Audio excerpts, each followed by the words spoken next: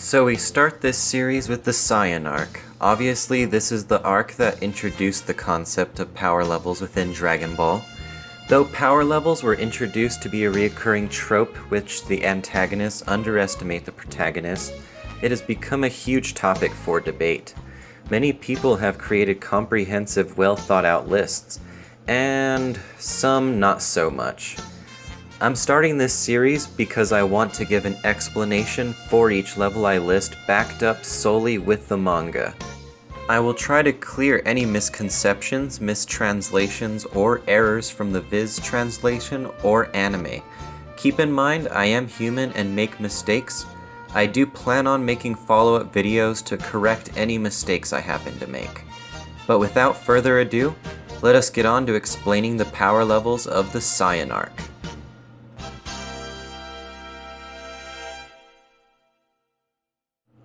When Raditz arrives to Earth at the beginning of the series, we know the farmer is at a power level of 5, which also seems to be the consensus in the Dragon Ball community as the power level for the average adult Earthling. Next we move on to Goku and Piccolo, who are stated to be 334 and 322 respectively with their weights on. Without their weights, they are stated to be 416 and 408 respectively. However, when we observe what Raditz's power level is, we come to our first common misconception. In the Viz manga, Nappa states that the Cybermen are over 1200 and equal to Raditz. However, that is an error. In the original Japanese, it is actually stated that Raditz and the Cybermen are exactly 1200. For that reason, Raditz is exactly 1200. What about Gohan? Raditz's scouter has scanned him at a power level of 1 when calm, 710 when he was upset in Raditz's pod, and 1307 when he did the headbutt. I have seen some translations of Gohan being at 1370 when headbutting Raditz. This is an error and a wrong power level, however. Towards the end of the fight, we see that Goku's Kamehameha went above 924, and Piccolo's Mankaku Sapo is at 1330. After everything is said and done with Raditz and Bulma fixes the scouter, we see Ten Shinhan's power level at 250 and Yamcha's at 177. Where would I put Chaozu? I would place him at 150, and honestly, the only basis for this is that we know Chaozu is below Yamcha and above Roshi, who is stated to be at 139. Also, fun fact, Piccolo increased from 322 to 329 by the time Bulma got Raditz's scouter fixed. Fast forward a year to when Nappa and Vegeta arrive. This is the first of the many insanely outrageous power jumps characters receive throughout the series. Nappa scans suppressed Gohan, Piccolo, and Crillon at 981, 1220, and 1083 respectively, so their full powers are all each up for speculation. Gohan is probably somewhere around 1500 since Zarbon scanned him, and Krillon's to be around 1500 each. For the sake of consistency with the manga and the image training Gohan and Crillon did, I will put Gohan at 1420 at full power. This also brings another thing up, the Daizenshu, which states that Piccolo and Nappa to be at 3500 and 4000 respectively. However, I find this hard to believe with Gohan's Masenko at 2800 being emphasized so much. Also, 2800 and 4000 is way too high of a power difference for Nappa to say that it stung his hand a little. So for this reason, I place Piccolo at 2350 at full power and Nappa at 3100 during the initial fight. For the training increases for Yamcha, Krillon, and Ten Shinhan, I used a 7.25 multiplier to yield plausible numbers. The only one I didn't use a multiplier on was Chaozu, because, well, he is Chaozu. Toriyama clearly never gave him much love, especially with how Ten Shinhan objected to Chaozu even showing up to the fight.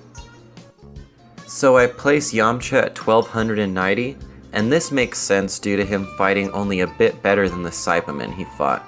I put Chaozu at 600 because he is written to be weak. Yeah, there's no other way to put it.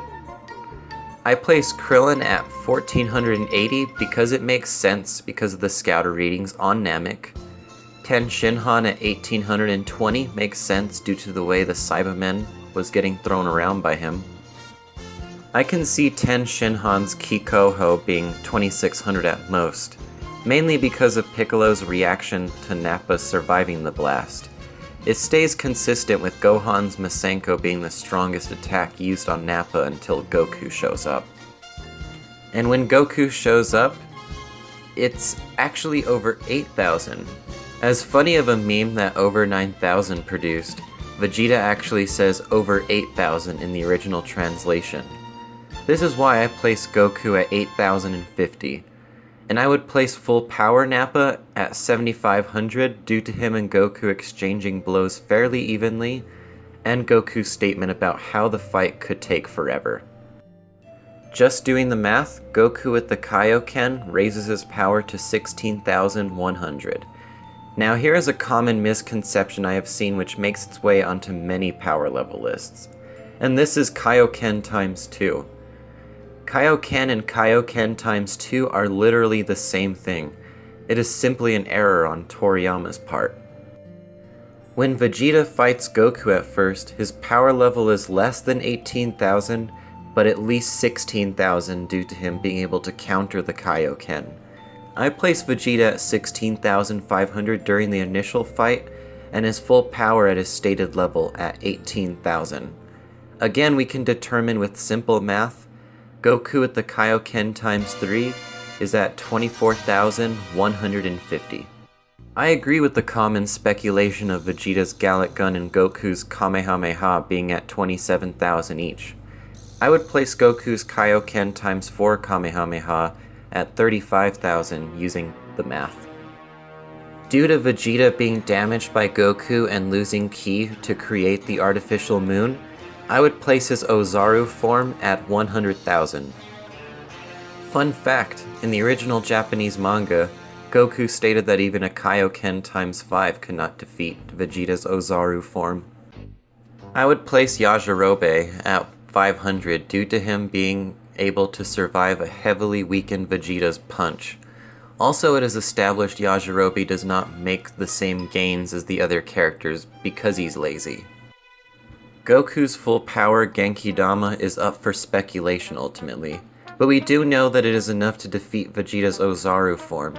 I would place the small Genki-Dama at 120,000. I would place the Genki-Dama Krillin threw at Vegeta at 12,000, and this is consistent with Vegeta's strength being at 10,000 at this point, or a bit lower due to fatigue. After Vegeta gets hit by the Genki-Dama, I would place him at 1,000 due to him failing to kill anyone with his Ki Dome blast. And that's it! That covers the first 4 mangas of DBZ. Let me know what y'all think in the comments section below. New videos will be out Saturday or Sunday. Thank you again for watching.